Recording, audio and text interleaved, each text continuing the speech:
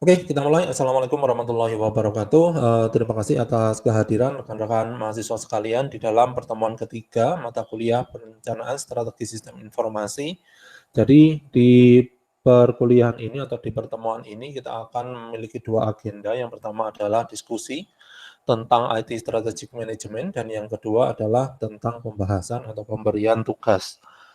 Nah, oke, untuk yang pertama, yaitu tentang diskusi, kita akan mencoba untuk melihat terlebih dahulu apa yang dimaksud dengan strategic IS/IT management yang dibandingkan dengan tradisional IT management. Ya, kita akan coba untuk melakukan review terlebih dahulu apa perbedaan antara IS/IT strategic dengan tradisional IT. Kalau misalkan kita ingat dari apa yang sudah kita diskusikan kemarin, untuk tradisional IT ada dua jenisnya.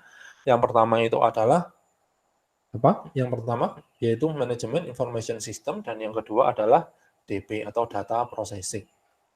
Ya, atau yang disebut dengan transactional information system atau transactional processing system. TPS sama MIS. Sedangkan yang dimaksud dengan tradisional strategic IS atau IT itu merupakan suatu IT atau suatu teknologi yang bisa digunakan di dalam organisasi untuk merubah model bisnis dari suatu organisasi tersebut, sehingga organisasi itu memiliki suatu competitive advantage yang unik, yang berbeda dengan competitive advantage milik organisasi lainnya. Nah, itu merupakan definisi dari strategic IS. Nah, sekarang apa perbedaan antara traditional IT management dengan strategic IS IT management?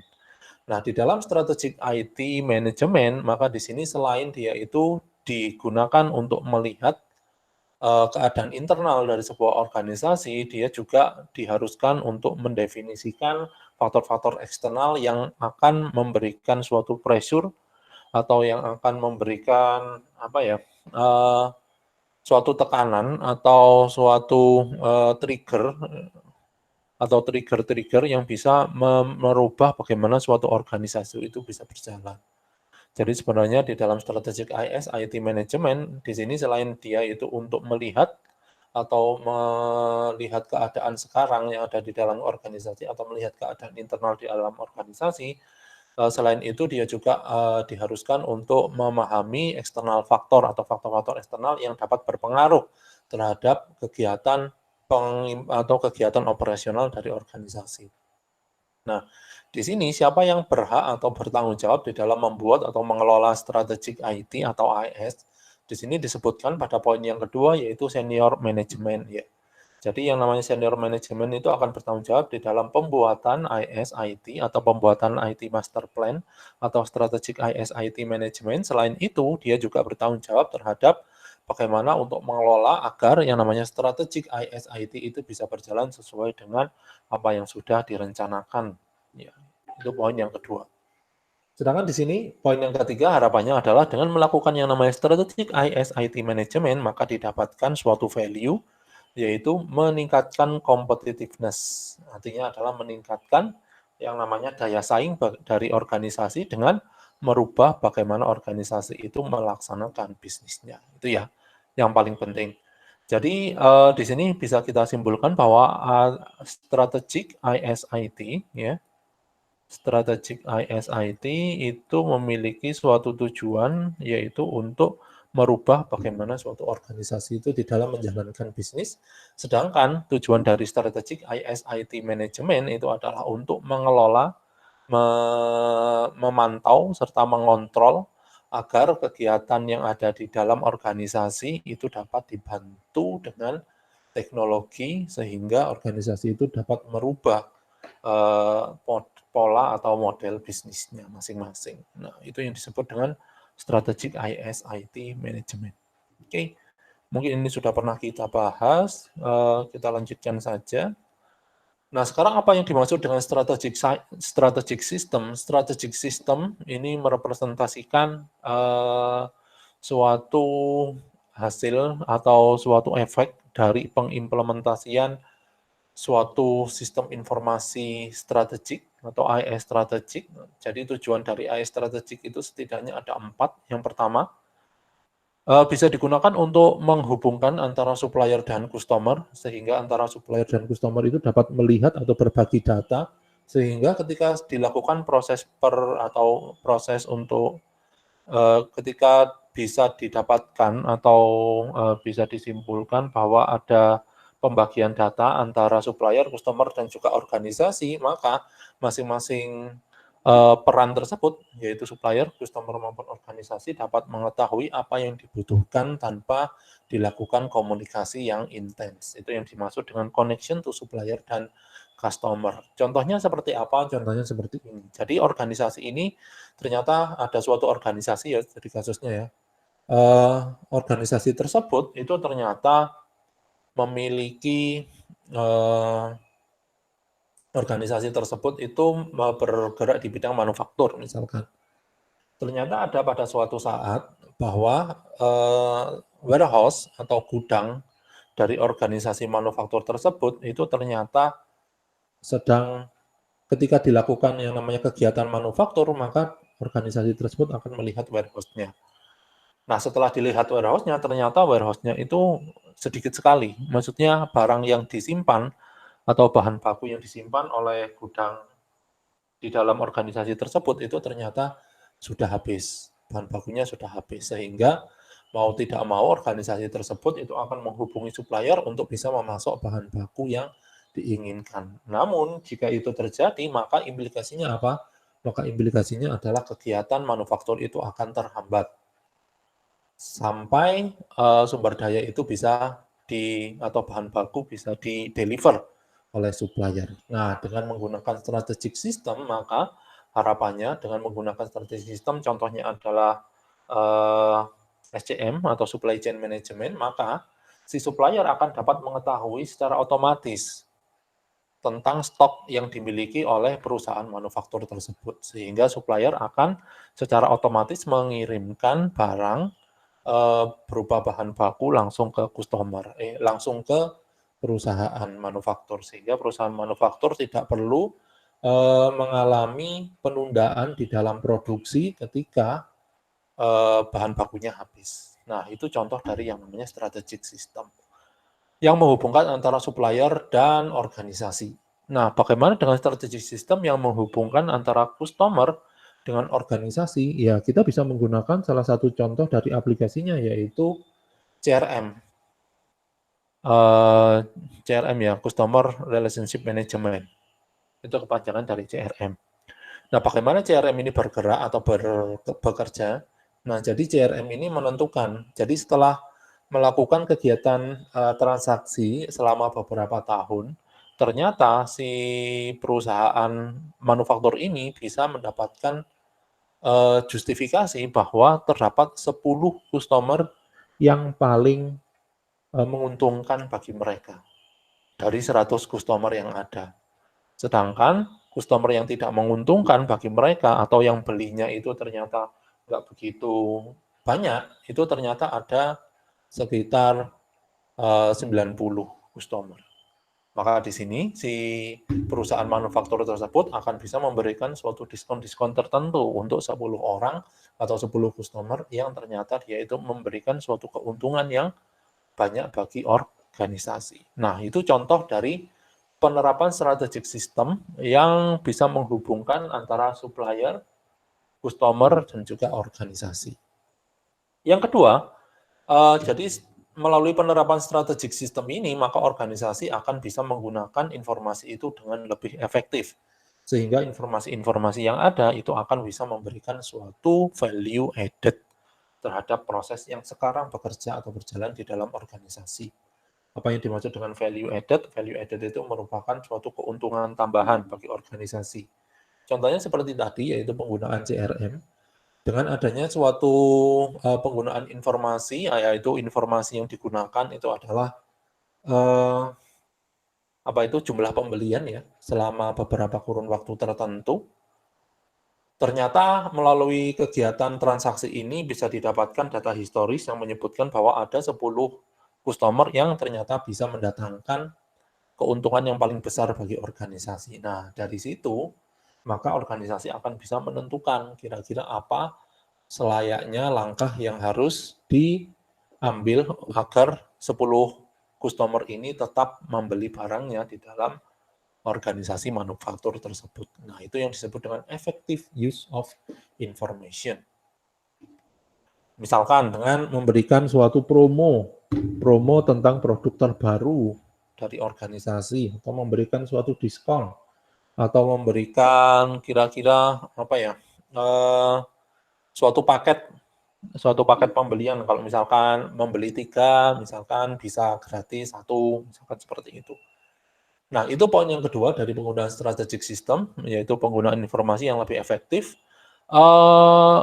Poin yang ketiga yaitu apa sih keuntungan dari penggunaan strategic system di dalam organisasi, yaitu enable to deliver new product atau service. Yang artinya adalah organisasi akan bisa memberikan suatu produk baru maupun layanan baru bagi customer.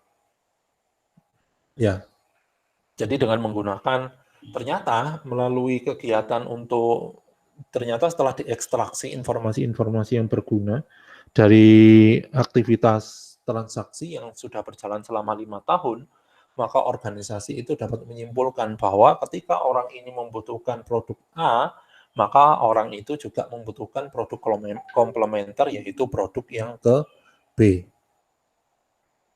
Sehingga di sini organisasi akan bisa mendeliver produk maupun service baru. Misalkan organisasi mendeliver produk yaitu produk B yang akan menjadi komplementer dari produk A.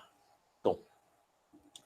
Terus yang keempat itu adalah provide executive with strategic information. Ya hampir sama ya dengan poin yang kedua di sini. Harapannya adalah dengan menggunakan strategic system, maka organisasi atau setidaknya manajer itu akan bisa mendapatkan suatu informasi tambahan sehingga mereka bisa dengan mudah mengambil suatu keputusan yang dapat menentukan kemana organisasi akan bergerak ke depannya. Nah, itu merupakan strategic system dan kegunaan dari strategic system ketika sudah diimplementasikan di dalam sebuah organisasi. Nah, untuk selanjutnya kita akan mencoba untuk membahas perbedaan-perbedaan antara beberapa era, yang mana era-era sistem informasi sudah kita bahas di pertemuan lalu. Ada era DP atau data processing, ada era MIS, dan juga ada era SIS atau Strategic Information System. Nah, di sini kita bisa melihat bahwa untuk data processing itu memang ditujukan agar bisa meningkatkan kegiatan atau meningkatkan efisiensi dan efektivitas dari kegiatan operasional sehari-hari dari sebuah organisasi. Atau yang disebut dengan aplikasi TPS yang biasanya muncul dari era data processing itu akan bisa digunakan untuk mengefektifkan atau mengefisiensikan kegiatan operasional sehari-hari yang terjadi di dalam organisasi. Sedangkan di sini untuk manajemen information system tujuannya adalah untuk meningkatkan efektivitas manajemen di dalam mengambil suatu keputusan yang akan menentukan kegiatan organisasi ke depannya. Itu yang ada di dalam manajemen information system. Sedangkan untuk strategic information system tujuannya adalah untuk strategic information system ya tujuannya untuk satu, yaitu meningkatkan competitiveness ya dengan merubah bagaimana suatu organisasi itu melakukan kegiatan bisnisnya. Nah, itu merupakan perbedaan-perbedaan dari tiap-tiap era sistem informasi yang sudah kita bahas sebelumnya. Oke, lanjut. Nah, di sini revolutionary use of IT. Jadi sebenarnya IT itu pada saat ini tidak cuma digunakan untuk dua hal. Yang pertama adalah untuk mengefisiensikan operasional yang terjadi di dalam organisasi, dan yang kedua tidak cuma digunakan untuk membantu pihak manajerial di dalam mengambil suatu keputusan, tetapi setidaknya kita mendapatkan ada 3 value added dari penerapan teknologi informasi pada sebuah organisasi, yang mana sistem informasinya itu berjenis strategic information system. Yang pertama yaitu business process redesign, yang mana business process redesign itu merepresentasikan bagaimana caranya agar organisasi itu merubah dari aktivitas-aktivitas bisnisnya sehingga lebih sesuai dan lebih efektif serta efisien. Itu yang disebut dengan business process redesign. Berbeda ya antara bisnis proses redesign dengan bisnis proses improvement. Ini biasanya ada di dalam ranah atau pembahasan pemodelan proses bisnis ya. Bisnis proses redesign dengan bisnis proses improvement.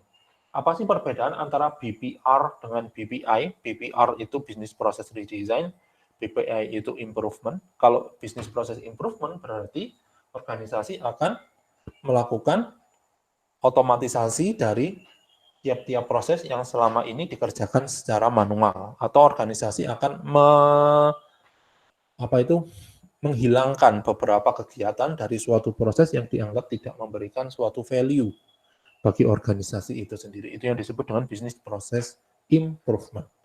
Kalau bisnis proses redesign berarti organisasi akan melakukan perubahan secara maksimal. Yang dimaksud dengan maksimal itu bukan perubahan secara maksimal sih, tetapi perubahan secara radikal terhadap proses bisnis yang selama ini terjadi di dalam organisasi. Jadi yang dimaksud dengan bisnis proses redesign di sini adalah proses bisnis yang terjadi di dalam organisasi itu akan dirubah seluruhnya, diganti dengan proses bisnis yang baru. Itu yang dimaksud dengan redesign. Kalau improvement berarti proses bisnis itu akan ditingkatkan efisiensinya dan efektivitasnya melalui introduksi teknologi atau mengurangi beberapa kegiatan yang ternyata tidak memberikan suatu value bagi organisasi. Itu yang dimaksud dengan bisnis proses redesign dan bisnis proses improvement. Nah, di sini penggunaan IT itu bisa digunakan agar organisasi mendesain atau bisa melakukan redesign terhadap bisnis prosesnya. Jadi revolutionary uses of IT itu salah satunya adalah organisasi akan bisa meredesign bisnis proses yang baru menjadi bisnis proses yang lebih baru, sehingga bisnis proses yang lebih baru harapannya akan lebih efektif dan lebih efisien. Nah, contohnya seperti apa bisnis proses redesign atau IT yang bisa masuk ke dalam kategori bisnis proses redesign? Contohnya adalah aplikasi ERP, Enterprise Resource Planning. Melalui introduksi ERP, maka organisasi akan merubah setiap proses bisnisnya sehingga sesuai dengan model bisnis yang ada di dalam aplikasi, yaitu ERP tersebut. Itu contoh dari bisnis proses redesign. Yang kedua adalah bisnis network redesign. Yang dimaksud dengan bisnis network redesign itu adalah merubah bagaimana suatu informasi itu digunakan antara organisasi dengan partner-partner yang dimiliki oleh sebuah organisasi. Sehingga yang namanya suatu kegiatan yang terjadi dan dijalankan secara koreografi, yang dimaksud dengan koreografi itu adalah kegiatan-kegiatan yang menghubungkan antara organisasi-organisasi yang saling memiliki partnership, itu bisa berjalan dengan lebih efisien dan lebih efektif. Itu yang dimaksud dengan bisnis network redesign. Contohnya adalah penggunaan sistem informasi seperti apa, sudah saya contohkan tadi dengan menggunakan SCM, atau supply chain management, atau menggunakan CRM, atau customer relationship management. Yang ketiga, revolutionary use of IT, yaitu business scope redefinition. Yang dimaksud dengan business scope redefinition itu adalah untuk melakukan diversifikasi dari sebuah produk yang dimiliki oleh organisasi atau meningkatkan yang namanya skala dari produk atau layanan yang dimiliki oleh organisasi sehingga lebih banyak orang yang mengenalnya. Itu yang dimaksud dengan business scope redefinition. Extending the market or product set based on information or changing the role of organization in the industry. Jadi di sini merubah atau lebih mengenalkan yang namanya suatu produk maupun layanan ke masyarakat yang lebih banyak. Itu yang disebut dengan revolutionary use of IT. Setidaknya ada 3, berarti di sini setidaknya kita memiliki 5 manfaat dari IT terhadap organisasi, terhadap bisnis di dalam organisasi. Yang pertama adalah untuk efisiensi operasional, ya, efisiensi dan efektivitas kegiatan operasional yang ada di dalam organisasi. Yang kedua, untuk membantu pihak manajerial di dalam mengambil suatu keputusan di dalam organisasi. Yang ketiga, itu adalah untuk bisnis proses redesign, yaitu merubah pola proses bisnis secara secara menyeluruh, ya, secara menyeluruh itu yang disebut dengan business process redesign. Yang keempat adalah business network redesign, ya, dan yang kelima itu adalah business scope redefinition. Oke, jadi itu merupakan 5 kegunaan dari IT saat ini ya, yang digunakan di dalam setiap organisasi. Nah, sedangkan faktor-faktor yang bisa mempengaruhi kesuksesan di dalam pengimplementasian strategi IS atau IT itu adalah yang pertama kita harus bisa mengidentifikasikan faktor-faktor eksternal juga selain kita harus mengidentifikasikan faktor-faktor internal. Sehingga ketika kita mencoba untuk mendapatkan dua hasil analisis tersebut ya, yaitu faktor eksternal, hasil analisis dari faktor eksternal dan hasil analisis dari faktor internal, maka selanjutnya organisasi akan bisa membuat suatu langkah atau menentukan suatu langkah di dalam pembuatan IT Master Plan, yang mana langkah-langkah tersebut itu tentunya mengadopsi perkembangan yang terjadi selama 5 tahun ke depan. Tidak cuma digunakan untuk mengefisiensikan kegiatan yang terjadi di dalam organisasi atau proses bisnis, maupun untuk memberikan suatu pengetahuan atau mengolah informasi sehingga itu berguna bagi pihak manajerial. Yang disebut dengan external, not just internal focus. Yang kedua adalah adding value. Apa yang dimaksud dengan adding value? Adding value adalah menambahkan suatu nilai bagi suatu proses yang terjadi di dalam suatu organisasi tentunya. Tidak cuma melulu itu difokuskan ke dalam cost reduction atau mengurangi biaya yang bisa digunakan atau bisa bisa digunakan oleh organisasi untuk membuat suatu layanan maupun produk. Yang ketiga adalah sharing benefit, yang artinya adalah dengan menggunakan suatu sistem informasi, maka harapannya atau strategik atau IS strategi yang dirumuskan oleh organisasi itu harapannya adalah bisa memberikan value co-creation. Yang dimaksud value co-creation itu apa? Yang dimaksud dengan value co-creation itu adalah value yang dihasilkan dari barang maupun jasa yang dihasilkan oleh organisasi itu akan bisa dimanfaatkan oleh customer dan bisa dimanfaatkan oleh customer-nya customer. Nah, itu yang dimaksud dengan value co-creation. Jadi value itu akan terus berjalan selama produk itu digunakan. Terus yang ketiga adalah, yang keempat adalah business driven, not technology driven. Artinya suatu strategi IS atau strategi IT itu seharusnya ada dan dirumuskan berdasarkan dari strategi bisnis. Nah, berarti di sini ada satu underlining yang harus kita pahami, yaitu ketika organisasi ingin membuat suatu IT master plan, maka organisasi tersebut harus terlebih dahulu memiliki yang namanya bisnis atau corporate strategi. Bisnis strategi atau corporate strategi. Ya, yang mana corporate strategi itu akan menjadi acuan di dalam organisasi untuk membuat yang namanya suatu IT master plan.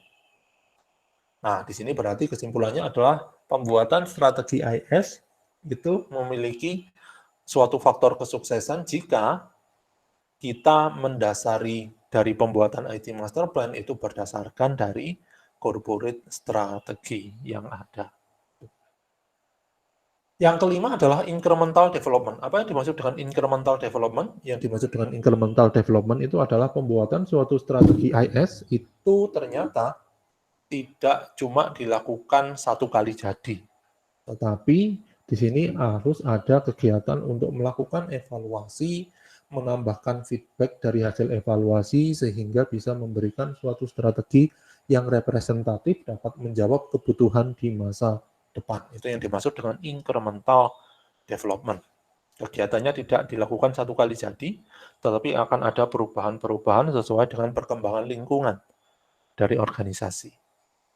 Nah, yang terakhir di sini adalah penggunaan informasi untuk membangun suatu bisnis. Ya. Jadi penggunaan informasi itu penting karena apa? Karena informasi atau melalui penggunaan informasi inilah organisasi itu akan bisa berjalan atau proses bisnis dalam organisasi itu akan bisa berjalan. Jadi faktor-faktor kesuksesan dalam strategi atau pembuatan strategi sistem informasi itu adalah ketika organisasi itu sudah menggunakan suatu informasi untuk membantu organisasi di dalam menentukan kegiatannya ke depan. Ya, oke. Jadi itu terkait dengan tadi ya, mulai dari apa yang dimaksud dengan IT management atau strategic IS management dan apa yang apa definisi dari strategic IS management. Yang kedua adalah apa yang dimaksud dengan strategic system dan pengaruhnya dari pengimplementasian strategic system ke dalam sebuah organisasi. Perbedaan antara tiap-tiap era sistem informasi mulai dari DP, MIS, dan SIS. Terus kita juga memahami penggunaan IT secara revolusioner itu ternyata ada 3, sehingga kita bisa mendapatkan setidaknya ada 5 keunggulan atau keuntungan dari penggunaan teknologi informasi di dalam organisasi. Selanjutnya, faktor-faktor kesuksesan di dalam mengimplementasikan strategi IS pada sebuah organisasi. Oke, ini dulu apa yang sudah kita diskusikan ini. Monggo kalau misalkan ingin diskusi atau ada yang ditanyakan, silakan. Kalau ada yang ditanyakan, saya persilahkan. Kalau tidak ada, saya lanjutkan ke slide berikutnya. Oke, ada yang mau ditanyakan terlebih dahulu?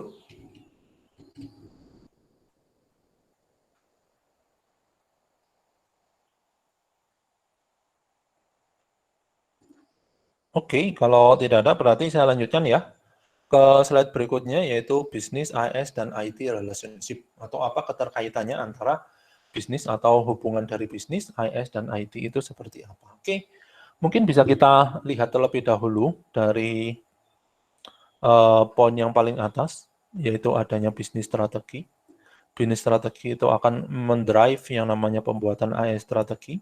IS strategi itu akan menjadi acuan di dalam pembuatan IT strategi. Nah, sekarang apa yang dimaksud dengan bisnis strategi? Bisnis strategi di sini terdapat setidaknya ada 3 komponen di dalam suatu bisnis strategi. Yang pertama itu adalah decision atau langkah-langkah yang akan diambil oleh bisnis selama 5 tahun ke depan, itu yang dimaksud dengan business decision. Yang kedua adalah objective dan direction. Apa yang dimaksud dengan objective dan direction? Yang dimaksud dengan objective dan direction, di dalam suatu bisnis strategi itu pasti akan ada yang namanya suatu tujuan. Tujuan bisnisnya apa? Dan arahan dari apa yang harus dikerjakan selama 5 tahun ke depan. Ya, itu yang dimaksud dengan objective dan direction. Jadi di dalam bisnis strategi selain ada decision atau apa yang harus dilakukan oleh bisnis itu selama 5 tahun ke depan, selain itu juga ada tujuan. Tetap bagaimana cara untuk meraih tujuannya. Itu dijelaskan melalui objektif dan direction. Dan yang ketiga di sini di dalam bisnis strategi, komponen yang paling akhir itu adalah adanya change. Apa yang dimaksud dengan change di sini? Yang dimaksud dengan change di sini itu adalah change management. Kenapa harus dibutuhkan change management di dalam bisnis strategi? Atau change management itu apa sih sebenarnya yang dimaksud dengan change management? Change management itu adalah suatu kegiatan pengelolaan dari strategi ketika terjadi perubahan terhadap lingkungan, yang mana perubahan terhadap lingkungan akan men-trigger perubahan terhadap strategi. Itu yang dimaksud dengan change. Setiap kali ada perubahan suatu lingkungan, maka akan ada perubahan dari strategi tersebut.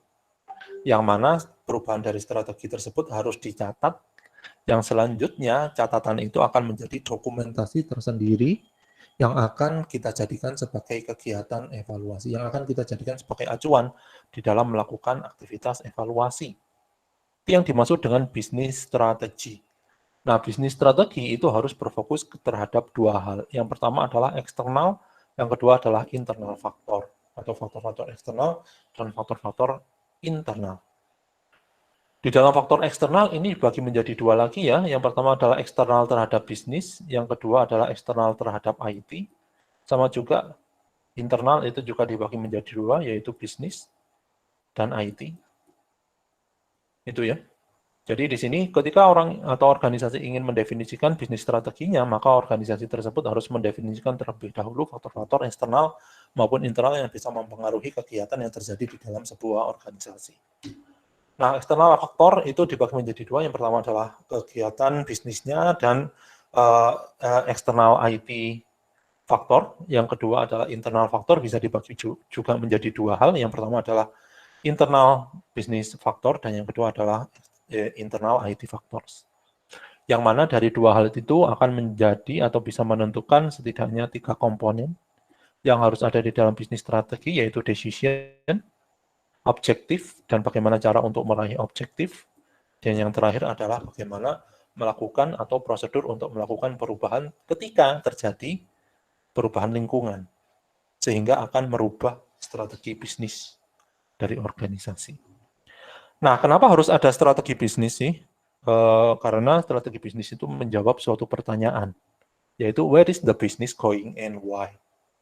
Kemana yang namanya suatu bisnis itu akan berjalan dan kenapa harus berjalan ke arah itu? Itu yang dimaksud dengan where is the business going and why.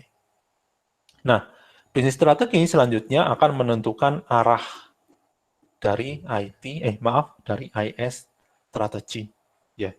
Di dalam IS strategi itu ada komponen apa saja? Yang pertama adalah komponen dari IS strategi, yaitu setiap sistem informasi yang ada di dalam sebuah organisasi, pastikan harus ada justifikasi bisnisnya. Itu yang pertama. Yang kedua adalah demand orientation, yang artinya adalah setiap sistem informasi yang ada di dalam organisasi itu pastikan ada penggunanya. Ya. Yang artinya ada yang pakai sistem informasi itu, ada yang pakai. Dan yang terakhir di sini adalah berbasis terhadap aplikasi yang ada di dalam sebuah organisasi. Sehingga bisa disimpulkan bahwa AIS strategi itu akan menjawab suatu pertanyaan, yaitu apa saja yang dibutuhkan atau apa saja aplikasi yang dibutuhkan oleh organisasi agar bisa mendukung objektif dan direction dari bisnis strategi. Ya.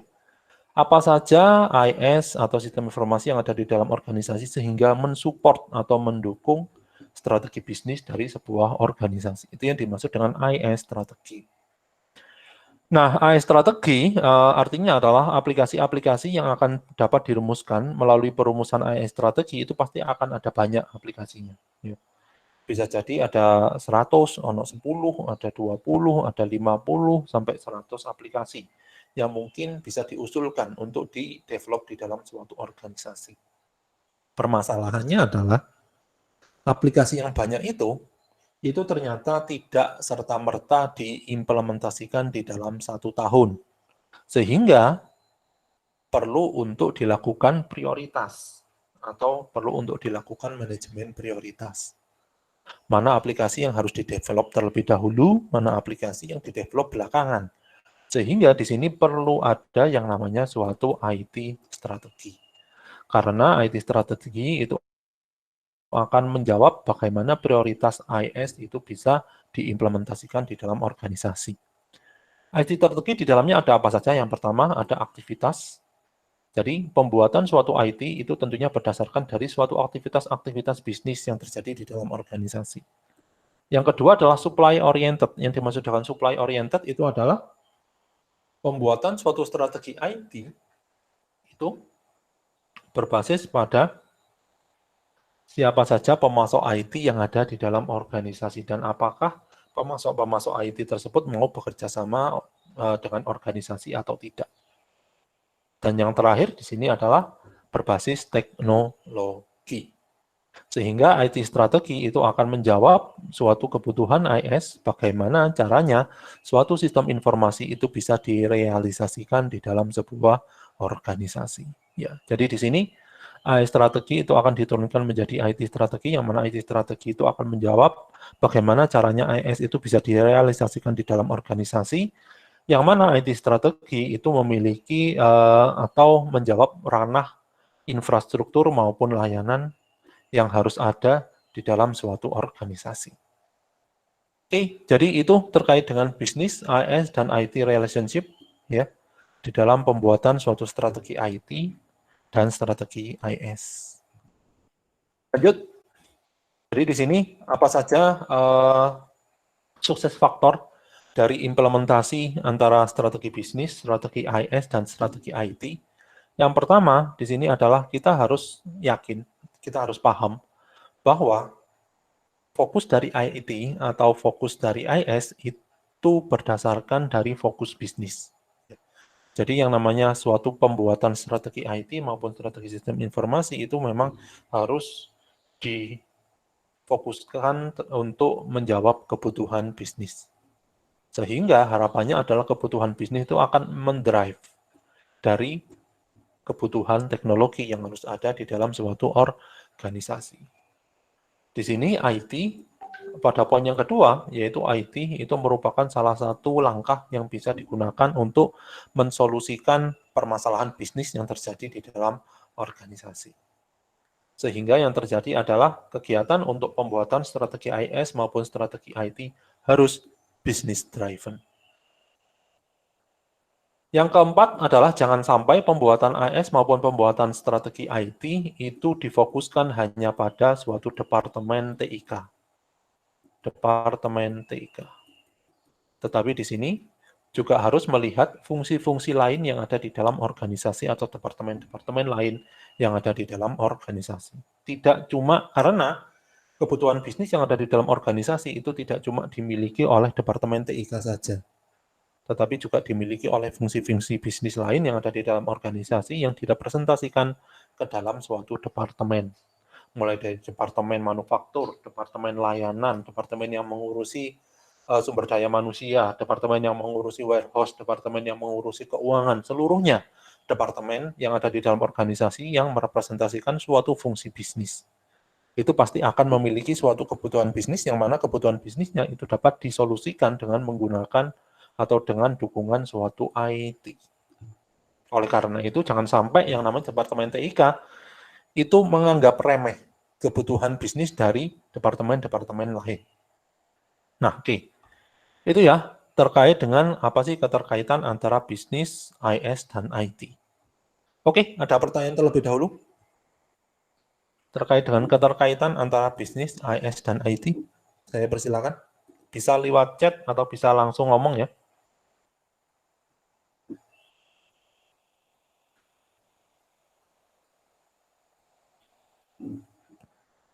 Kalau tidak ada, saya yang mau tanya nih.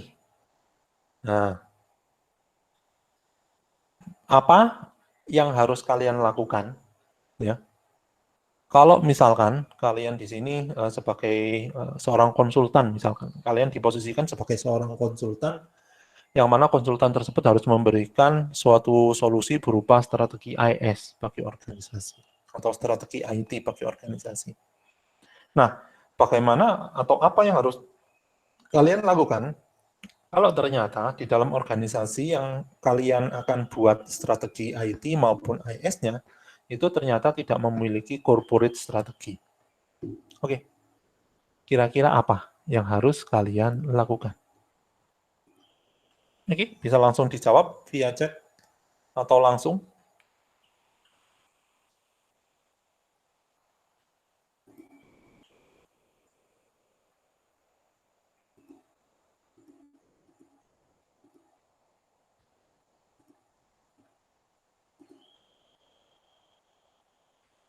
Apa kira-kira jawabannya?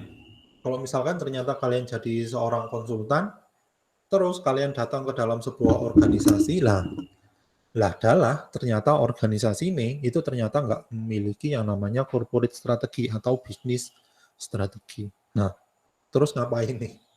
Kita harus ngapain? Izin menjawab, Pak.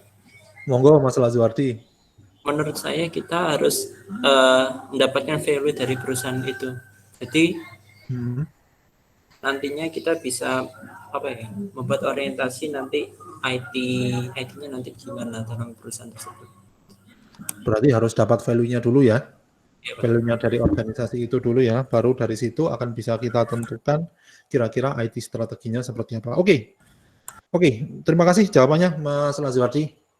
Ada jawaban yang lain dari rekan-rekan di kelas ini?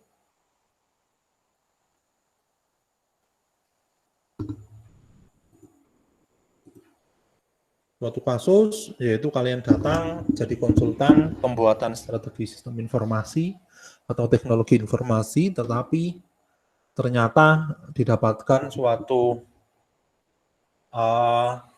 kenyataan bahwa organisasi tersebut nggak punya yang namanya strategi bisnis atau corporate strategi.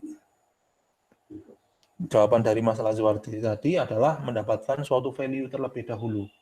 Kira-kira value apa yang dapat dijadikan sebagai acuan di dalam merumuskan yang namanya strategi IS. Oke, boleh. Ada lagi jawaban yang lain?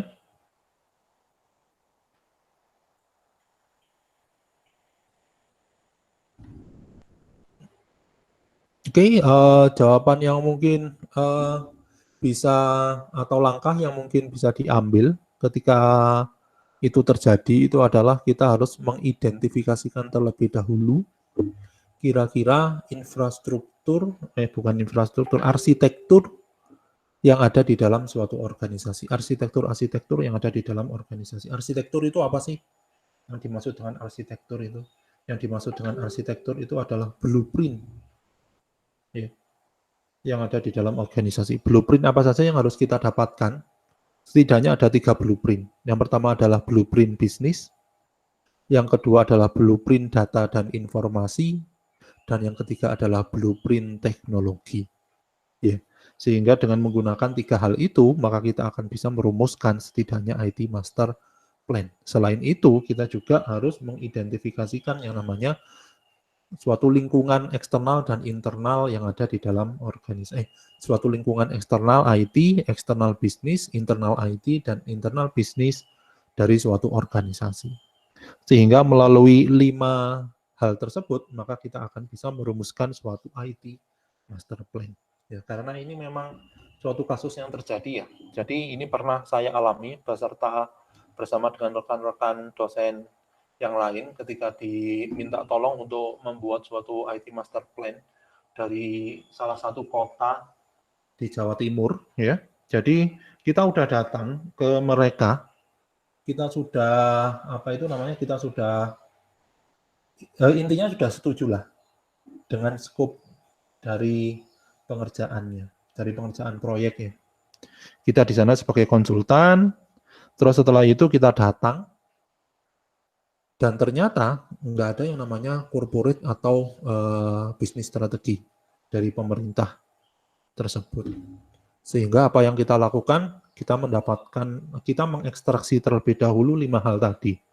Yang pertama adalah keadaan lingkungan eksternal, keadaan lingkungan internal, ya, keadaan lingkungan eksternal IT bisnis, keadaan lingkungan internal bisnis dan IT. Selanjutnya kita akan coba untuk ekstraksi dari kedua hal itu menjadi SWOT analisis. Selain itu kita juga harus memahami tentang setidaknya 3 blueprint yang sudah saya sebutkan tadi. 3 arsitektur ya. 3 arsitektur organisasi. Yang pertama adalah arsitektur bisnisnya, ya. Bagaimana proses bisnis yang terjadi di dalam organisasi itu bisa berjalan dengan baik. Apa saja data dan informasi yang bisa digunakan oleh organisasi di dalam menjalankan proses bisnis sehingga bisa berjalan ya tentunya dengan efisien dan efektif. Dan yang terakhir adalah teknologi apa yang sekarang itu sudah digunakan dan akan digunakan oleh suatu organisasi. Nah, dari 5 hal tersebut kita bisa mendapatkan yang namanya suatu strategi IT. Nah, dari situ kita implementasikan strategi IT maupun strategi IS. Pertama, terlebih dahulu adalah strategi sistem informasinya ya. Jadi, sistem informasi apa saja yang memang dibutuhkan di dalam organisasi. Baru setelah itu kita buat suatu roadmap dari sebuah sistem informasi atau pengimplementasian sistem informasi menjadi 5 tahun ke depan. Artinya kita bagi-bagi sistem informasi tersebut, mana yang harus dikerjakan di tahun pertama, mana yang harus dikerjakan di tahun kedua sampai tahun kelima. Selanjutnya kita implementasikan. Nah, itu merupakan salah satu praktek yang pernah kita lakukan di dalam pembuatan IT Master Plan. Oke, saya lanjutkan. Terima kasih untuk jawabannya, Mas Lazuardi. Ya. langkahnya hampir sama dengan apa yang sudah kita lakukan sesuai dengan kasus tadi ya. Nah, oke, sekarang pertanyaannya adalah apa nih perbedaannya antara strategic information system dan information system strategy? Nah, oke, ada yang mau jawab dulu nggak nih? Tinggal dibolak-balik nih, strategic information system dan information system strategi. Nah, apa itu strategic information system? Apa yang dimaksud dengan information system strategi? Oke, kira-kira ada yang jawab? Ada yang punya suatu ide atau pendapat terkait dengan apa yang dimaksud dengan SIS, Strategic Information System, atau dengan Information System Strategi? Boleh izin jawab lagi, Pak? Iya, monggo Mas Lazuardi. Silakan. Saya kalau saya analogikan kayak permainan bola itu, kalau strategic information system itu kayak posisi-posisi strategis pemain gitu, Pak. Kalau information system strategi itu strategi gimana caranya kita bermain bola seperti itu. Oke. Di sini analoginya dengan itu ya, sepak bola ya berarti ya. Iya, Oke. Pak. Ya, oke. Terima kasih Mas Lazuardi. Ya, analogi yang tepat ya. Analogi yang bagus. Jadi di sini yang dimaksud dengan menurut Mas Lazuardi tadi, yang dimaksud dengan strategic information system itu analoginya kalau misalkan di sepak bola ya, itu pemain-pemain yang strategis bagi organisasi atau bagi tim. Strategis itu artinya adalah kalau misalkan nggak ada pemain itu, berarti tim itu tidak akan bisa bermain dengan baik. Itu yang dimaksud dengan strategic information system analoginya. Kalau information system strategi berarti langkah-langkah yang harus dipatuhi oleh tiap pemain agar bisa memberikan suatu permainan yang ciamik, yang mana permainan ciamiknya itu tidak cuma ya ciamik apa itu namanya enak dilihat, tetapi juga memberikan suatu dampak yang besar bagi tim atau bisa mendapatkan atau meraih tujuan dari meraih tujuan dari tim tersebut, yaitu menang. Ya. Oke, jadi analoginya tepat sekali ya. Jadi yang dimaksud dengan strategic information system itu merupakan sistem informasi yang di dalam organisasi itu dianggap sebagai sistem informasi yang paling penting. Karena apa? Karena sistem informasi tersebut itu akan bisa memberikan suatu value yang sangat besar bagi organisasi atau manfaat yang sangat besar bagi organisasi. Sedangkan yang dimaksud dengan information system strategi itu apa? Information system strategi itu merupakan langkah yang harus dipatuhi oleh organisasi. Langkah-langkah yang menjadi suatu rencana di dalam menjalankan kegiatan sistem informasi atau mengelola sistem informasinya selama 5 tahun ke depan. Itu yang dimaksud dengan information system strategy. Ya, perbedaan antara strategic information system dengan information system strategy. Oke, boleh untuk apa itu namanya analoginya. Terima kasih Mas Lazuardi. Ya, Pak, sama-sama. Oke. Nah, definisinya apa? Jadi yang namanya suatu strategi atau IS strategi itu sebenarnya kan bisa diturunkan menjadi IT strategi. Nah, apa sih definisi dari IS strategi dan IT strategi? IS strategi merepresentasikan kebutuhan dari suatu informasi dan sistem di dalam organisasi untuk bisa mendukung strategi bisnis dari sebuah organisasi. Ya. Jadi kebutuhan-kebutuhan informasi maupun kebutuhan sistem yang harus ada di dalam organisasi agar bisa mensupport atau mendukung kebutuhan bisnis, yang mana kebutuhan bisnis itu ada di dalam bisnis strategi atau corporate strategi. Itu yang ada di dalam, itu merupakan definisi dari IS strategi. Di dalam IS strategi itu pasti akan ada yang namanya kebutuhan aplikasi atau aplikasi apa yang harus didevelop atau dikembangkan ke depannya.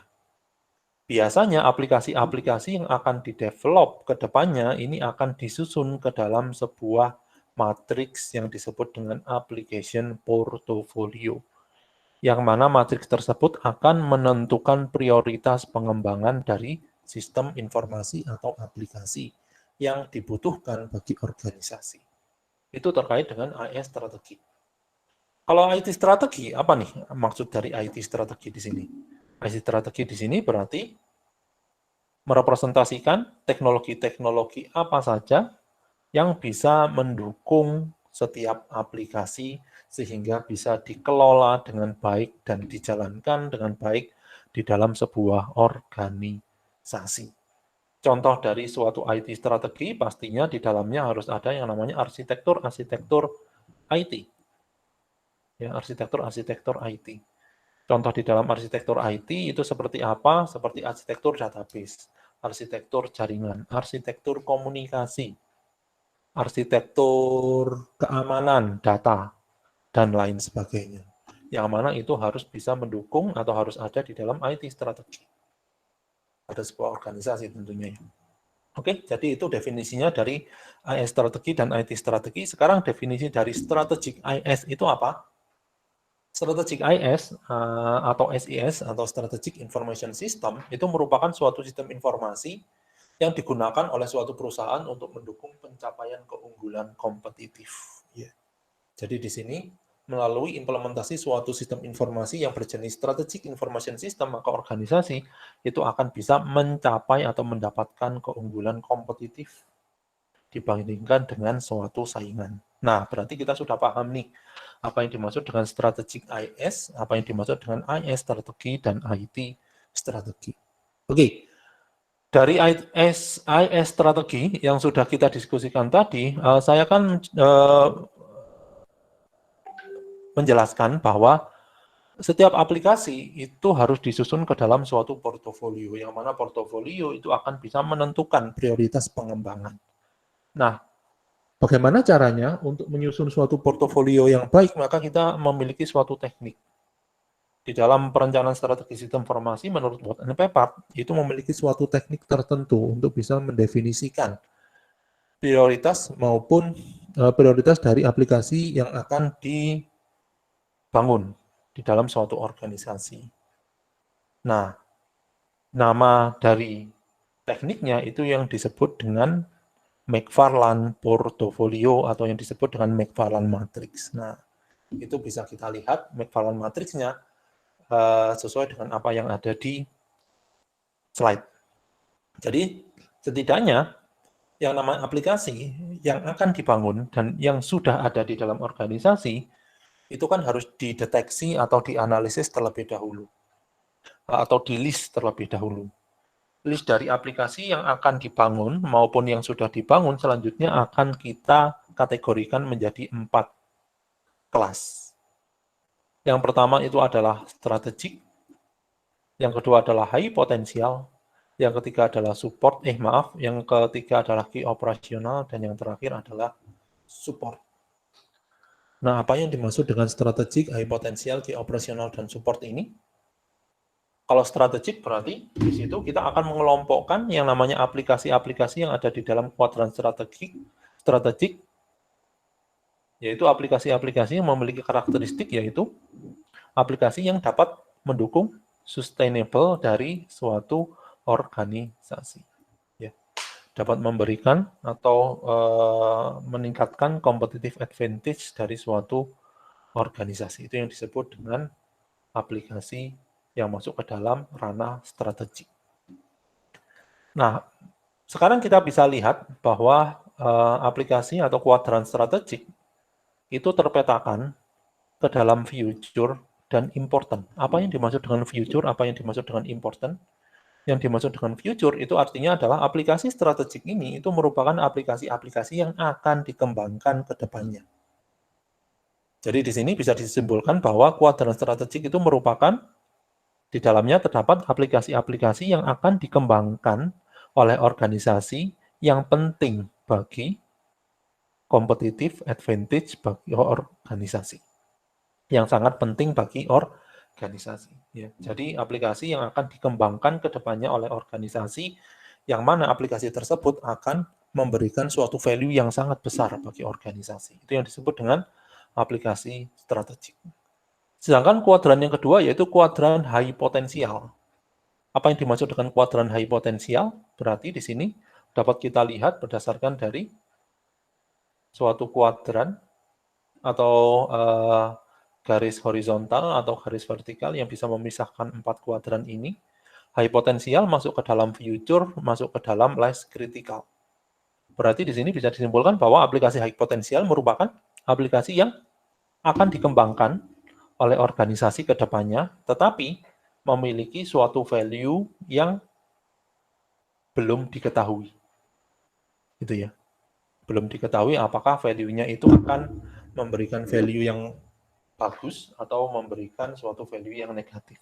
Memberikan value yang positif atau memberikan value yang negatif. Itu yang termasuk ke dalam high potensial.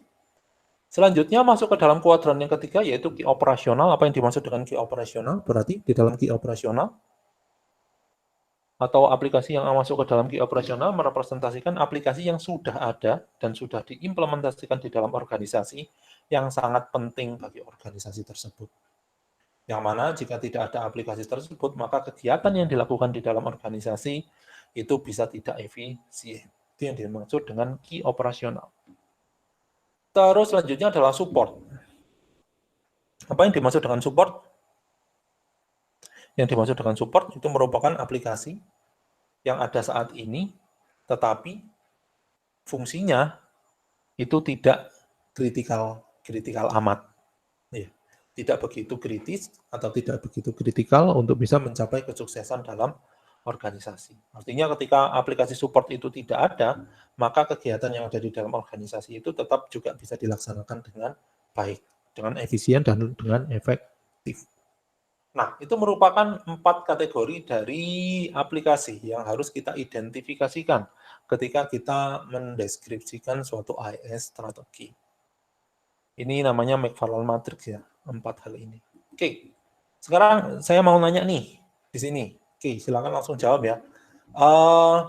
Saya akan coba untuk menyebutkan suatu nama aplikasi, terus kalian akan coba untuk mengidentifikasikan aplikasi tersebut apakah masuk ke dalam strategik, apakah masuk ke dalam high potensial, key operasional maupun support. Oke, saya tuliskan langsung di chat. Oke, kalau menurut kalian aplikasi tersebut merupakan aplikasi yang masuk ke dalam kategori yang mana?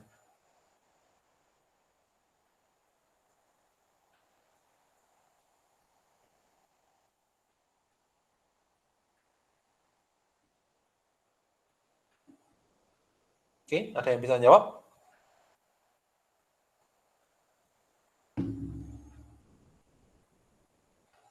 Ki operasional.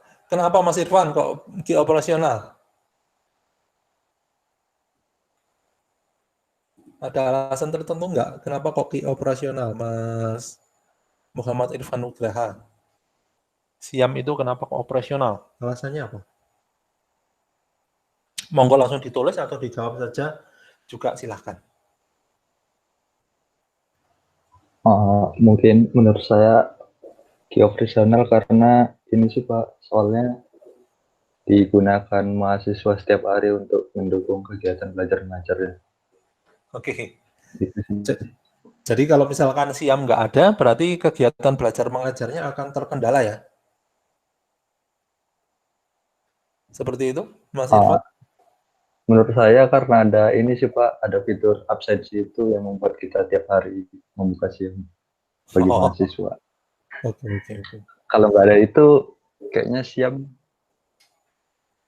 nggak Kayaknya terlalu sulit ya. sering digunakan Pak. Iya, kayaknya sulit melakukan absensi ya kalau nggak ada Siam ya. Kalau nggak ada Siam juga sulit melakukan apa itu namanya KRS dan KHS, apalagi di masa pandemi ini gitu ya, Iya Mas benar Pak. Irfan. Iya benar-benar. Iya, saya setuju dengan pendapat Mas Irfan bahwa Siam itu masuk ke dalam kategori key operasional. Karena apa? Karena kalau misalkan Siam itu nggak ada, maka kegiatan pembelajaran itu tidak akan berjalan seefektif dan seefisien sekarang. Ya. Untuk ngurus KRS sama KHS, kalian harus datang ke kampus untuk mencetakkan KRS dan KHS ke akademik. Untuk bisa melihat nilai, kalian juga harus menghubungi akademik untuk mencetakkan nilai kalian, untuk mencetakkan kira-kira IPK kalian berapa. Nah, kalau misalkan nggak ada Siam, implikasinya seperti itu. Oke, itu. Sekarang satu lagi.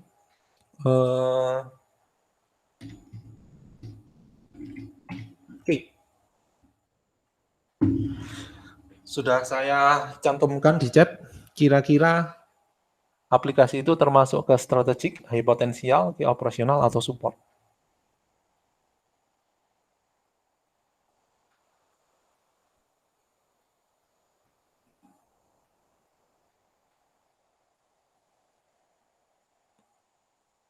Oke, support. Oke, oke, Mas Yuka, alasannya kenapa kok support? Alasannya apa? Untuk alasannya Pak ya, Iya, eh, mungkin bisa untuk membantu mahasiswa belajar di aplikasi belajar itu Pak. Jadi kita nggak usah perlu sulit-sulit cari di googling, misalkan nggak nemu-nemu, tapi di belajar sudah nemu dan disediakan gitu Pak. oke. Itu ya alasannya ya. Ya. Loh, Pak, saya mau tanya sekalian Pak. Monggo. Eh, di aplikasi portofolio ini apa satu aplikasi bisa merangkap jadi 2 atau 3 ini Pak? Apa kotak-kotak ini Pak? Oh, aplikasi-aplikasi yang ada di dalam organisasi. Ya, Apakah harus dikategorikan keempat ini maksudnya? satu aplikasi itu apa bisa merangkap jadi strategik sama support atau cuma strategik aja gitu Pak? Kalau bisa satu saja di dalam Oh, aplikasi portofolio ini. Ya, berarti jadi nggak? nggak bisa. Maksudnya nggak bisa satu aplikasi di dua kategori itu kalau bisa dihindari. Kalau bisa dihindari. Itu. Untuk pendeskripsian apa itu namanya? Eh, pendeskripsian aplikasi ya. Kalau bisa dihindari, bisa satu aplikasi bisa masuk ke 2 kuadran. Jadi kalau bisa satu aplikasi saja yang masuk ke dalam 1 kuadran, seperti itu Mas Yuga. Oh, kalau misal aplikasi ini high potensial dan juga support gimana Pak? Nah, kalau high potensial dan juga support, berarti itu akan masuk ke dalam high potensial saja. Jadi kalau Oh, misalkan ternyata aplikasi itu belum dibangun ya, belum dikembangkan, dan akan dikembangkan kira-kira 3 tahun lagi, tetapi kita belum ngerti nih value yang dihasilkan dari aplikasi ini apakah membawa value negatif atau value positif. Yang disebut value negatif itu adalah ketika risiko di dalam implementasi aplikasi ini jauh melebihi value atau manfaatnya. Itu yang dimaksud dengan value negatif.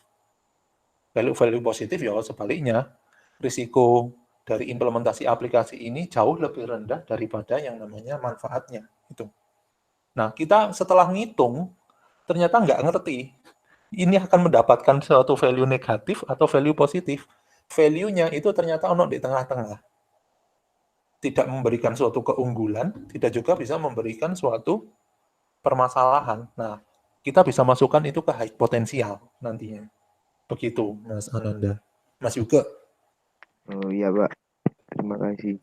Kalau aplikasi yang sekarang ada di dalam organisasi, terus dia itu tidak memberikan suatu nilai yang besar, kalau misalkan nggak ada aplikasi tersebut, ya nggak masalah, organisasi tetap bisa berjalan dengan baik, maka itu akan bisa masuk ke dalam support. Gitu. Mungkin seperti itu jawabannya Mas juga. Iya Pak, terima kasih. Oke, terima kasih jawabannya Mas juga. Belajar masuk ke support. Oke, ada yang setuju dengan Mas juga bahwa belajar itu masuk ke support?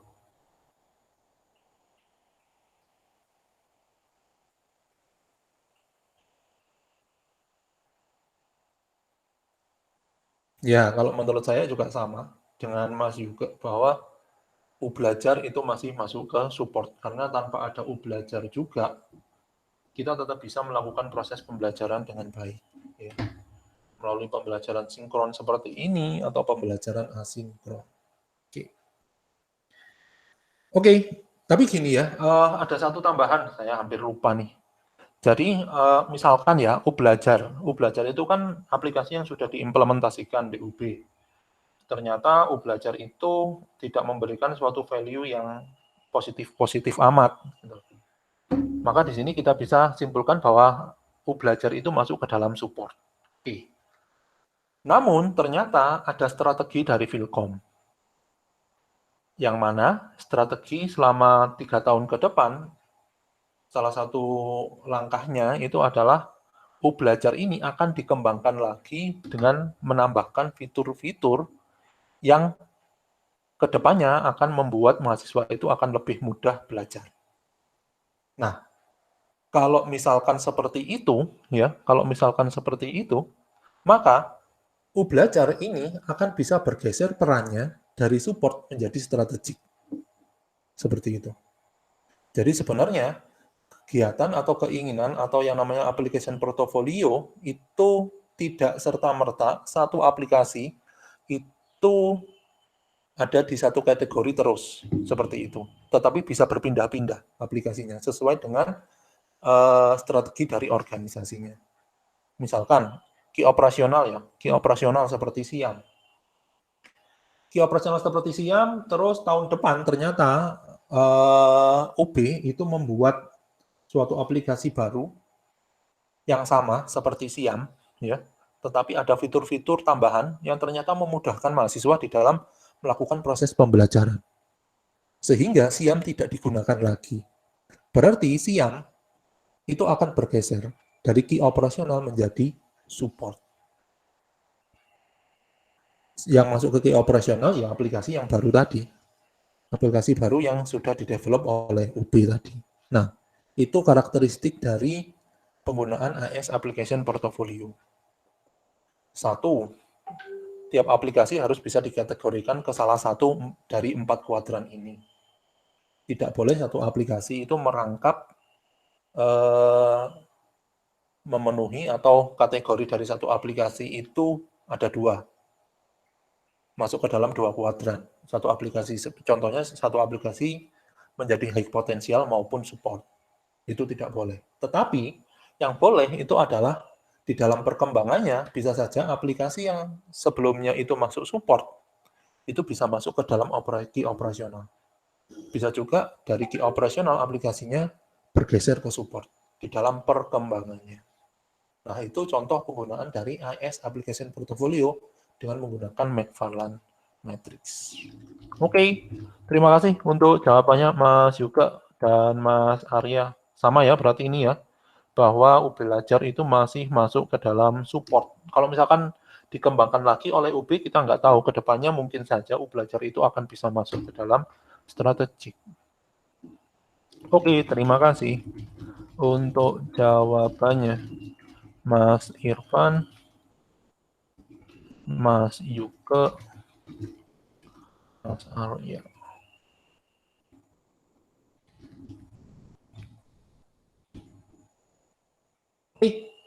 Ada yang ditanyakan dulu terkait dengan AS Application Portfolio atau McFarland Matrix sebelum saya lanjutkan?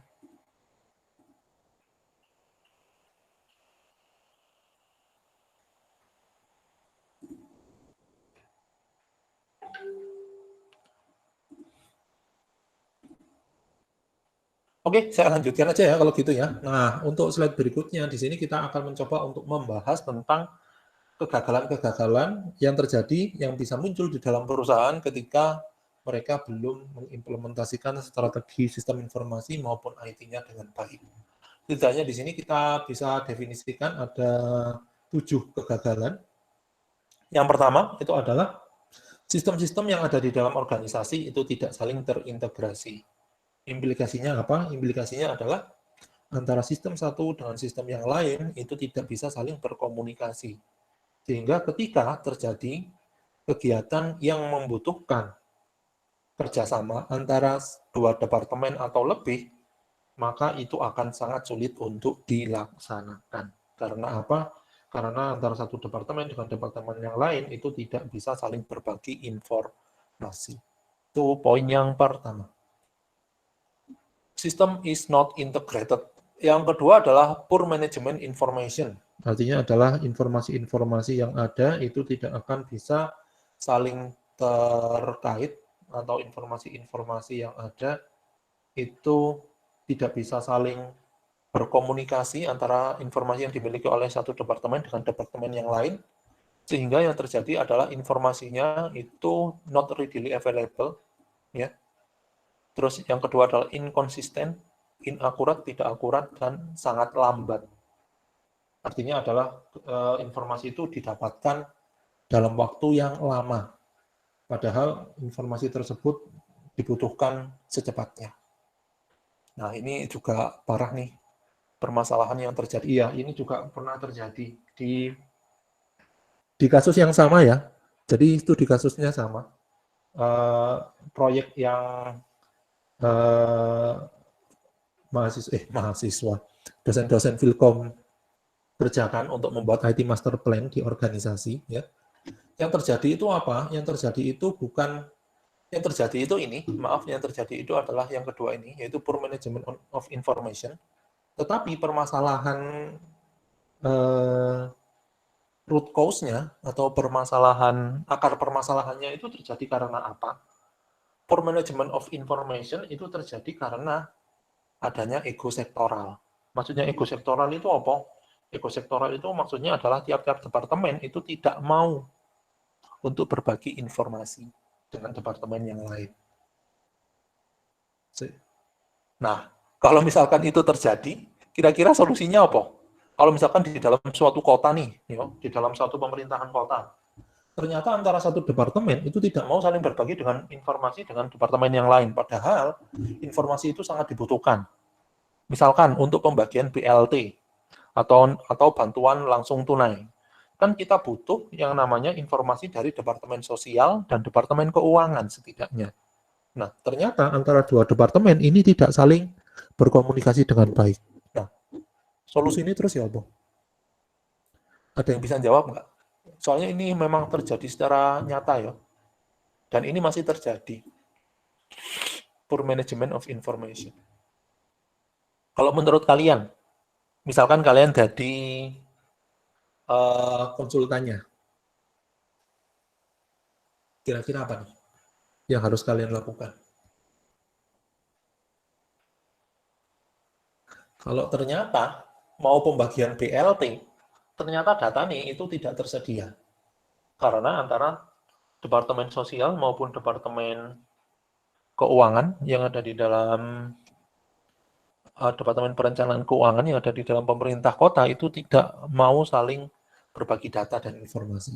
Nah, apa yang harus kalian lakukan nih kalau gitu? Izin menjawab, Pak. Mau Mas Wadi? Menurut saya sebelum melakukan eksekusi itu ada briefing dulu. Harus ngerti satu sama lain lah impact-nya nanti jika kamu enggak ini nanti impact-nya gini. Jadi apa ya, membuat empati satu sama lain gitu Pak. Berarti kegiatannya harus saling berkomunikasi ya intinya ya Mas Wadi ya. Iya. Oke, boleh? Satu jawaban, ada jawaban yang lain? Ada jawaban yang lain?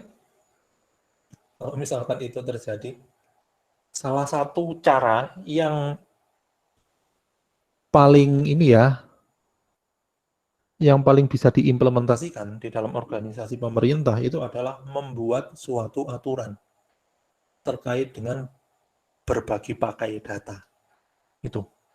Kalau misalkan aturan itu nggak ada, kita ngotot sekalipun ya, tetap mereka nggak mau berbagi data. Kalau misalkan sudah ada aturannya yang menjembatani proses berbagi data, maka mereka mau nggak mau harus mematuhi peraturan tersebut. Karena kalau misalkan peraturan itu dilanggar, berarti mereka tidak bisa dianggap tidak mematuhi peraturan sehingga akan mendapatkan suatu sanksi tertentu. Nah, berarti ya memang dari salah satu solusi yang kita berikan ke pemerintah kota tersebut itu adalah memberikan suatu solusi, yaitu adanya proses untuk berbagi data dengan baik antar departemen yang ada. Jadi kita membuat suatu proses bisnisnya, bagaimana caranya untuk melakukan berbagi data. Harapannya adalah ketika terjadi suatu bencana atau kegiatan seperti ini, yaitu pembagian BLT, maka kegiatan itu atau informasi akan bisa didapatkan secara lebih efisien dan lebih efektif. Akan bisa datanya atau informasinya akan bisa dibagi dengan lebih efisien dan lebih efektif, sehingga kegiatan itu tidak sampai terlaksana secara terlambat. Ya kasihan juga kalau misalkan terjadi bencana, ternyata Departemen Sosial tidak mau bekerja sama dengan departemen yang mengurusi bencana. Kasihan juga tuh orang-orang yang ingin mendapatkan pertolongan yang cepat, itu ternyata tidak mendapatkan pertolongannya dari pemerintah dengan cepat. Ya, tuh. Oke, terima kasih untuk jawabannya Mas Lazwadi. Oke, saya lanjutkan. Jadi untuk yang kedua itu ya, poor management of information. Yang ketiga yaitu misunderstand antara user dengan IT spesialis. Artinya adalah kesalahpahaman yang terjadi antara user, yaitu orang yang memiliki kebutuhan bisnis dengan spesialis IT, atau orang yang benar-benar paham tentang teknis IT. Yang keempat adalah strategi yang disusun itu terpisah atau tidak memiliki justifikasi kebutuhan bisnis, sehingga bisa disebut sebagai strategi yang inkoheren. Strategi yang tidak memiliki justifikasinya, strategi yang ngasal. Itu yang dimaksud dengan poin yang keempat. Poin yang kelima di sini adalah inadequate infrastructure investment. Ketika tidak ada suatu strategi sistem informasi, maka strategi TI-nya itu akan dapat atau akan dibangun secara serampangan. Ya, ini juga terjadi loh sebenarnya pada kasus yang tadi. Jadi kota tersebut atau pemerintah kota tersebut karena tidak memiliki IT master plan, ini nggak ono. Corporate strateginya ada nggak? Corporate strateginya juga nggak ada. Corporate strateginya nggak ono, IT master plan-nya nggak ono, strategi TI-nya juga tidak ada. Yang terjadi apa? Yang terjadi adalah mereka membangun terlebih dahulu yang namanya alat-alat atau membeli server-server yang mahal terlebih dahulu, tetapi server tersebut itu ternyata sampai sekarang tidak digunakan. Tuh. Ya. Infrastruktur investment itu ngasal juga kalau misalkan ternyata kita tidak membuat suatu sistem atau strategi informasi dengan baik. Selanjutnya adalah localized justification of IT investment can result in inefficiency of overall business context. Yang artinya adalah memang bisa kita membuat suatu investasi IT, tetapi nanti kalau misalkan kita tidak mendukung investasi TI-nya atau SI-nya dengan menggunakan suatu strategi, atau kita tidak membasiskan, tidak menjadikan strategi IS maupun strategi IT itu menjadi suatu referensi di dalam investasi IT, maka bisa saja terjadi bahwa investasi IT itu tidak akan bisa diukur dengan tepat. Ya, sehingga harapannya adalah investasi yang diberikan itu ternyata tidak bisa berjalan dengan baik. Itu poin yang ke 2, 3, 4, 5, 6. Poin yang ke-6. Poin yang ke-7 yaitu sistem has shorter than expected usage. Artinya sebuah sistem yang sudah kadung diimplementasikan itu ternyata tidak memiliki pengguna. Atau penggunanya ada tapi sangat sedikit. Sehingga siklus hidup dari sistem itu sangat rendah. Digunakan cuma dalam waktu 2 bulan sampai 3 bulan. Ya. Sebelum sistem itu tidak digunakan lagi atau diganti dengan sistem yang paling baru. Oke, jadi itu permasalahan-permasalahan yang muncul di dalam organisasi ketika mereka itu tidak mendeskripsikan atau ketika mereka itu tidak membuat IT master plan maupun IT strateginya dengan baik. Oke, ada pertanyaan dulu terkait dengan 7 permasalahan ini?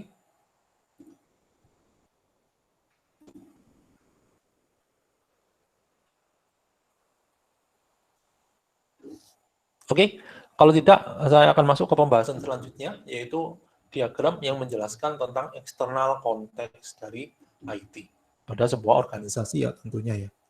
Jadi di sini kita bisa definisikan ini merupakan organisasi yang menjadi fokus kita ya.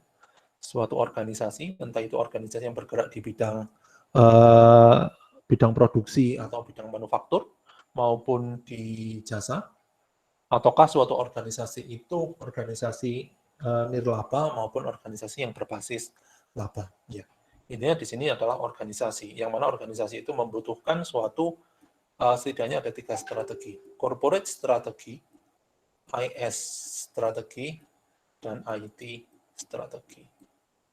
Oke, sekarang organisasi tersebut apa hubungannya dengan information technology yang berjalan dan juga business environment atau competition di dalam suatu industri. Nah, organisasi tersebut itu harus peka terhadap perubahan teknologi.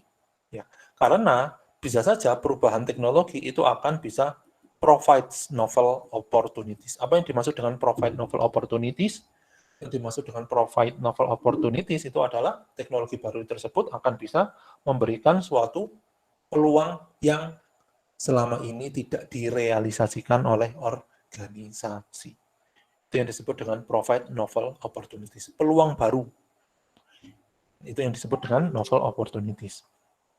Nah, selain itu, information teknologi yang ada, atau IT inovasi, atau inovasi-inovasi IT yang ada, itu tentunya harus dianalisis mana sistem informasi atau mana teknologi yang mensupport organisasi, mana teknologi yang tidak mensupport organisasi. Contohnya seperti apa? Contohnya adalah Philcom. Kira-kira Philcom perlu nggak melihat atau mengadopsi teknologi yaitu nanoteknologi? Mungkin dalam waktu 5 tahun ini itu mungkin tidak perlu. Ya. Yang perlu itu adalah Philcom harus mengadopsi teknologi-teknologi baru seperti data warehousing, AI, terus setelah itu data mining, business intelligence, yang semuanya itu akan bisa digunakan untuk membuat atau membantu Philcom di dalam membuat suatu keputusan. Ya. Kalau misalkan ingin mengadopsi suatu teknologi seperti nano machine, berarti itu mungkin bukan merupakan bidang dari Philcom, tetapi mungkin itu bidang dari misalkan fakultas teknik. Seperti itu ya.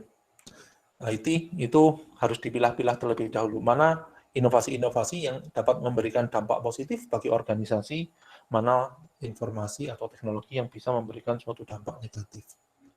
Nah, information technology itu bisa mengacaukan yang namanya lingkungan bisnis atau lingkungan industri.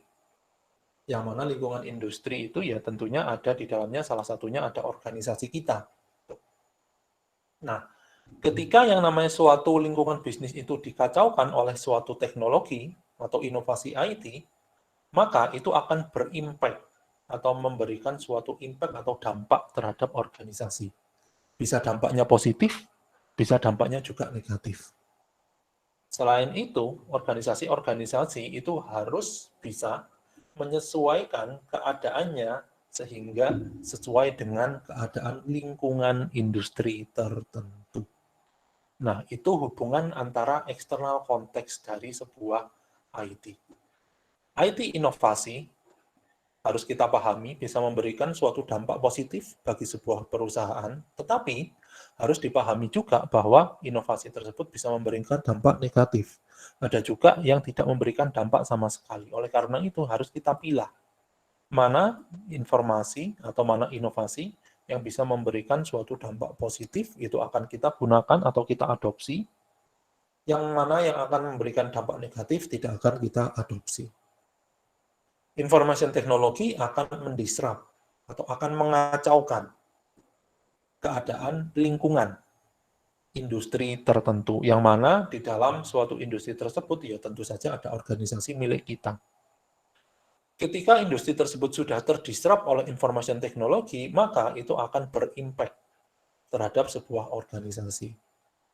Impact-nya bisa saja organisasi tersebut diharuskan untuk mengadopsi teknologi baru tersebut. Selain itu, di sini organisasi yang ada, yang sudah mengimplementasikan teknologi, itu harus menyesuaikan keadaan lingkungannya dengan keadaan yang terjadi di dalam suatu industri tertentu. Nah, oke, jadi itu merupakan penjelasan dari external context of IT. Oke, ada pertanyaan dulu? Sebelum saya berikan tugas.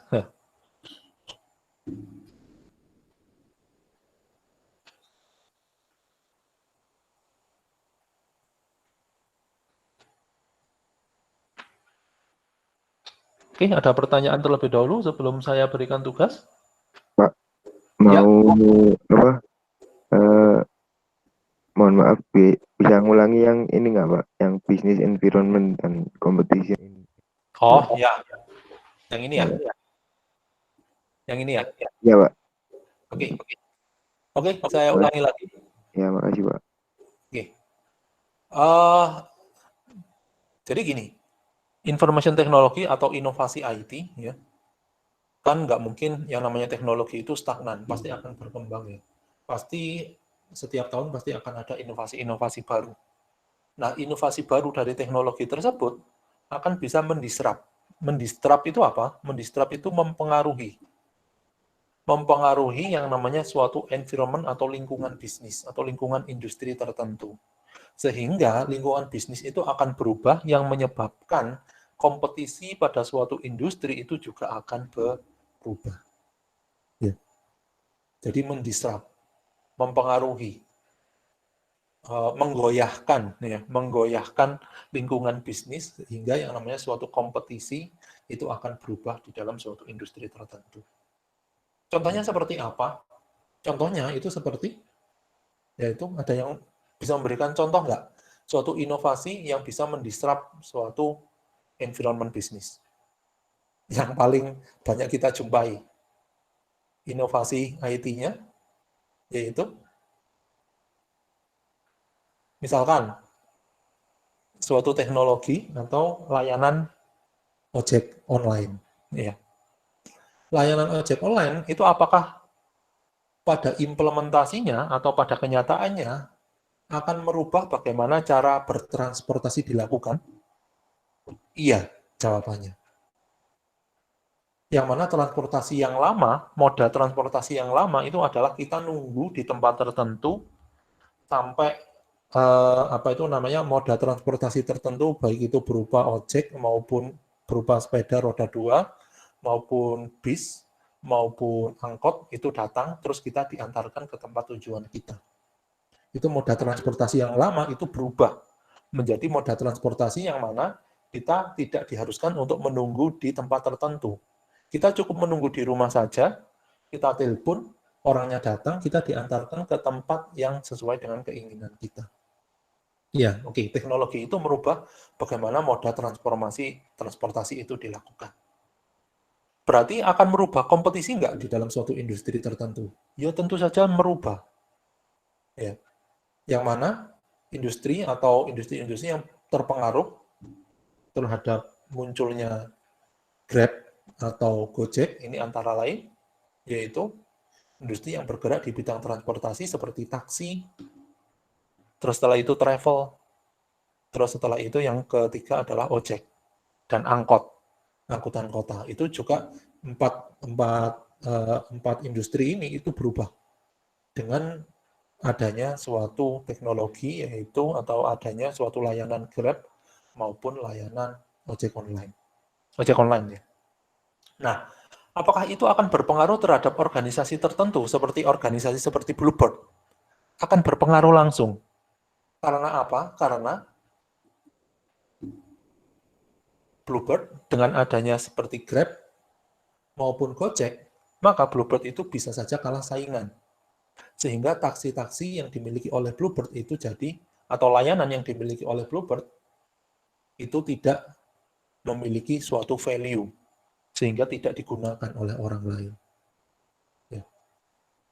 Maka oleh karena itu, si Bluebird ini harus menyesuaikan strateginya tentunya dengan membuat suatu layanan-layanan yang mungkin hampir sama dengan layanan Grab dan ojek online.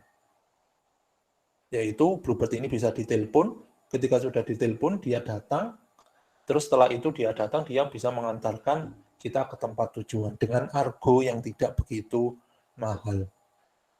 Nah, itu ya contoh bagaimana suatu information technology itu bisa merubah dari environment organisasi atau lingkungan bisnis, sehingga lingkungan bisnisnya itu akan menimbulkan kompetisi-kompetisi di dalam suatu industri tertentu. Kompetisi tersebut akan berimpact atau berdampak pada organisasi. Contohnya tadi adalah organisasi yang bergerak di bidang transportasi, yaitu taksi, yaitu Bluebird. Ketika ternyata Bluebird itu menghadapi suatu kenyataan bahwa dia bisa berkalah saingan dengan Grab dan Gojek, maka Bluebird itu harus memperbaiki layanannya. Ya. Dengan menyesuaikan layanan tentunya, agar dia itu bisa menarik pelanggan yang lebih atau menyasar pelanggan yang tidak disasar oleh yang tidak disasar oleh Grab maupun ojek online yang lain. Nah, mungkin itu penjelasan saya, Mas Ananda. Kalau misalkan analogi seperti Grab maupun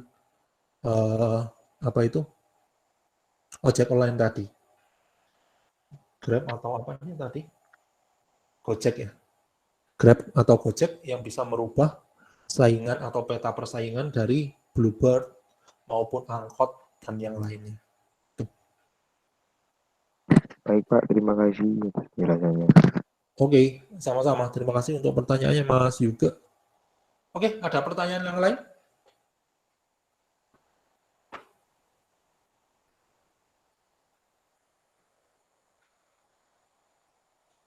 Ada pertanyaan lain sebelum saya lanjutkan ke tugas? Oke, langsung saja ya berarti. Kita ke tugas, jadi tugasnya ada 2. Ya. Tugas yang pertama yaitu tolong nanti pelajari studi kasus tentang disruptif teknologi yang terjadi di Kodak. Ada 2 paper yang harus dibaca, atau ada 2 paper penelitian yang harus dibaca untuk bisa memahami terjadinya disruptif teknologi di Kodak ini. Yang pertama itu judulnya ini, yaitu Disruptive Technology, How Kodak Missed the Digital Photography Revolution. Itu untuk kasus yang pertama yang mungkin bisa bisa ditambahkan informasinya dengan membaca kasus yang kedua, yaitu A Case Study on Kodak Downfall. Nah, jadi coba dibaca, dipahami terlebih dahulu dari studi kasus ini, yaitu 2 studi kasus. Yang pertama, satu studi kasus ya, terkait dengan Kodak atau permasalahan di dalam Kodak. Pada paper Disruptive Technology, How Kodak Missed the Digital Photography Revolution, yang bisa dilengkapi informasinya dengan menggunakan paper dengan judul A Case Study on Kodak Downfall. Coba dibaca 2 itu, terus setelah itu dipresentasikan untuk minggu depan secara berkelompok. Sudah kita tentukan toh, untuk tiap kelompoknya ada 2 mahasiswa. Jadi monggo dibentuk kelompoknya yang mana setiap kelompok itu akan ada 2 mahasiswa. Untuk minggu depan kita akan coba untuk diskusikan bagaimana penerapan disruptif teknologi ini di Kodak. Oke, itu untuk tugas yang pertama. Tugas yang kedua itu digunakan untuk melengkapi proyek. Ya. Jadi di sini tolong untuk tiap-tiap kelompok ini bukan cari ya, tetapi buat organisasi rekaan, ya, organisasi yang bukan merupakan organisasi yang organisasi yang real, bukan berupa organisasi yang real. Jadi buat organisasi rekaan atau perusahaan rekaan yang di dalamnya terdapat beberapa kriteria, yaitu yang pertama memiliki visi dan misi yang jelas, memiliki program kerja, yang ketiga definisikan terlebih dahulu siapa kompetitornya, siapa supplier, siapa customer-nya, siapa regulatory agency dan stakeholder, dan yang terakhir adalah tolong digambarkan juga struktur organisasinya. Nah, oke. Jadi itu 2 tugas yang harus dikerjakan. Yang pertama yaitu mempelajari studi kasus disruptif teknologi di dalam Kodak, dan yang kedua adalah membuat sebuah organisasi atau perusahaan yang memiliki kriteria 5 hal ini. 4 hal ya. Yang pertama ada visi misinya, ada program kerja, jelas siapa kompetitornya sampai ke stakeholdernya, dan yang terakhir adalah struktur dari organisasi. Oke, jadi itu terkait dengan tugas perencanaan strategi sistem informasi, kedua-duanya dikerjakan secara berkelompok, kedua-duanya akan dipresentasikan di minggu depan. Oke, ada pertanyaan dulu terkait dengan tugas? Monggo. Izin bertanya Pak, Monggo Mas Azwati. untuk yang tugas nomor 2 ini perusahaannya ini scale-nya ini terserah kita apa gimana? Monggo, terserah kalian. Kalian kan yang buat perusahaannya atau perusahaan rekaannya. Jadi monggo skill-nya terserah kalian. Jadi yang jelas di dalamnya harus ada beberapa komponen tadi, yaitu memiliki visi misi, memiliki broker, terus siapa kompetitor sampai stakeholder-nya, terus struktur organisasinya juga jelas. Itu. Oke, baik Pak, terima kasih. Ya, jadi boleh saja ngambil dari industri manufaktur, bisa juga ngambil di bidang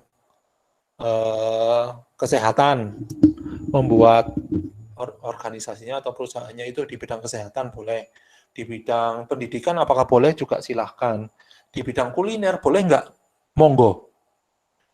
Di bidang fashion juga silahkan, terserah kalian. Yang penting 4 hal ini terpenuhi. Ono visi misine, ono program kerjanya, terus jelas kompetitor, supplier, customer, regulatory agency, dan stakeholder. Maksudnya program kerja itu apa yang harus dilakukan oleh organisasi dalam waktu 1 tahun ya, itu yang dimaksud dengan program kerja. Dan yang terakhir ada struktur organisasinya. Oke, yang penting 4 itu. Oke, ada pertanyaan yang lain terkait dengan 2 tugas ini? Iya, Mas Arya, yang nomor 2 itu juga kelompok kok. Jadi dua-duanya ini dikerjakan secara berkelompok. Kelompoknya juga harus sama ya, antara 2 tugas ini. Nah, oke. Ada pertanyaan lain?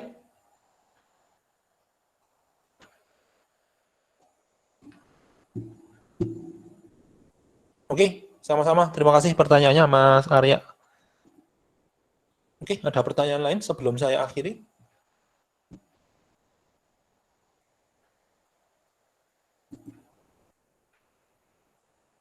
Oke, sebelum saya akhiri, saya stop recording-nya dulu ya.